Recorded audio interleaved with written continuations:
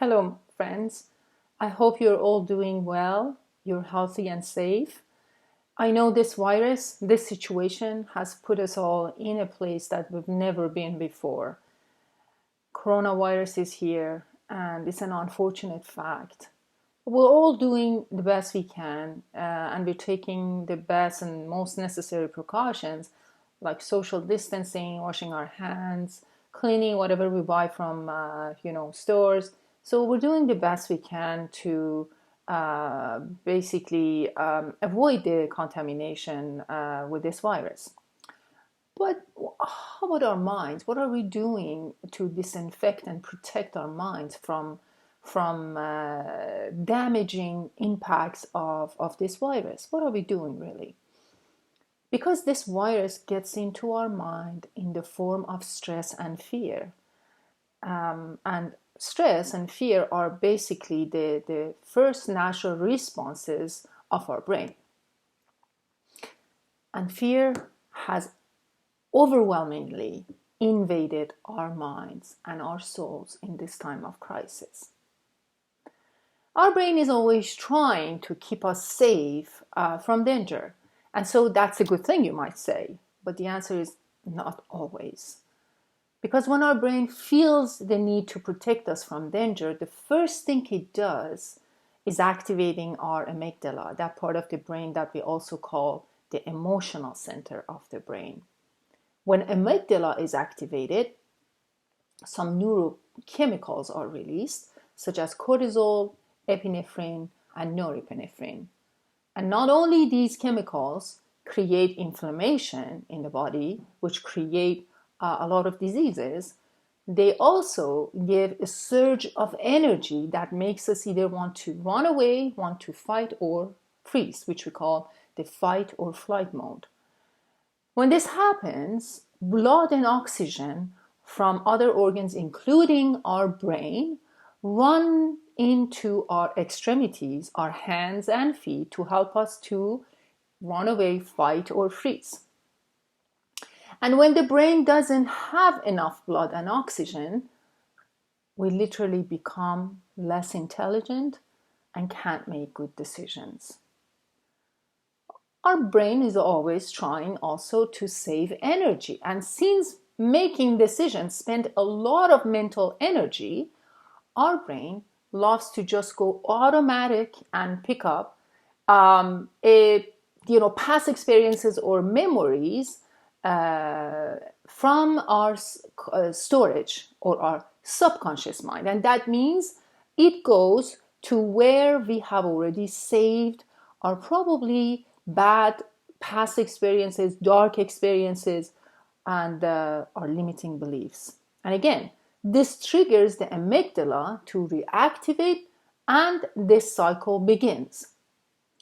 So an unguarded mind can be hijacked, and our power of decision making can drastically reduce.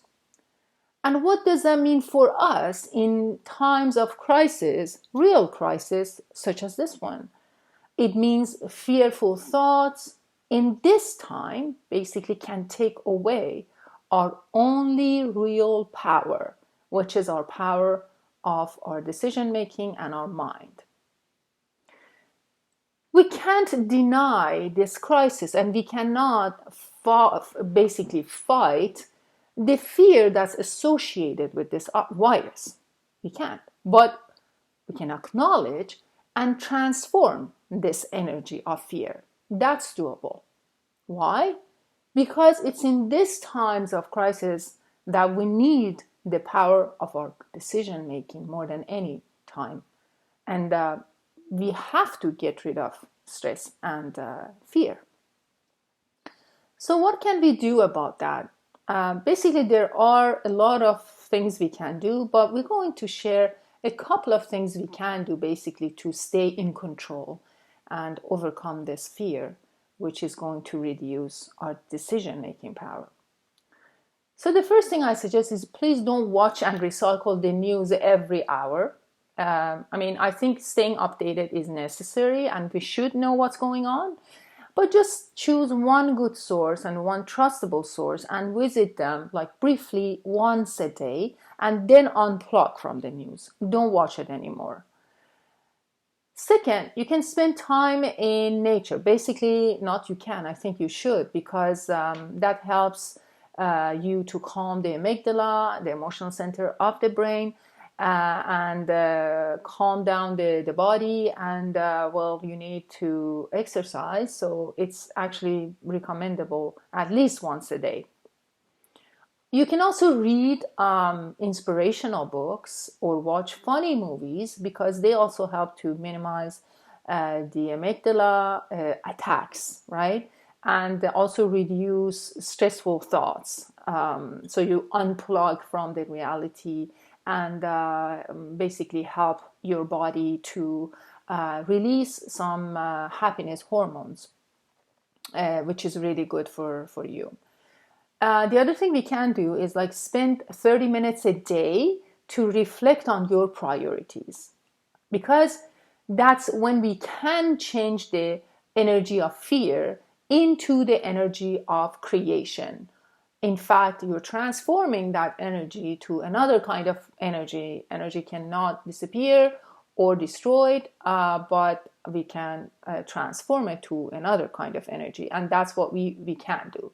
Like sit down and intentionally go over what's important, what are really our priorities, and then think about them. And this time is going to create a lot of, generate a lot of novel ideas for us, and we can find great solutions. So that's another thing we should do. Gratitude practices are very good. They're actually helping a lot. For example, thinking about 5 things every day that you're grateful for, and do that in the morning, because then you get to like a good chance to reset your day and your mindset, and you're gonna have a much better day when you think about 5 things or 10 things that you are very grateful for, like your family, your friends, your house, the food you're eating, whatever that you think on that day comes to mind. So think about that intentionally. Positive thinking and saying positive statements are also very helpful. Try to find the positive aspect in any situation if possible. Like now, for example, having a chance to spend time with your family, being able to do whatever that you were postponing for some time, now you have the time to do it. Maybe just reprioritizing your life, things like that are positive aspects of this time of crisis. And really, we can think about these things more often than, bad and negative aspects of it. I hope this short video was useful to you. Safeguard that beautiful mind of yours and enjoy the company of your family members, and perhaps some time to do something good for yourself. I wish you well. Stay healthy and safe. Have a great day. Bye-bye.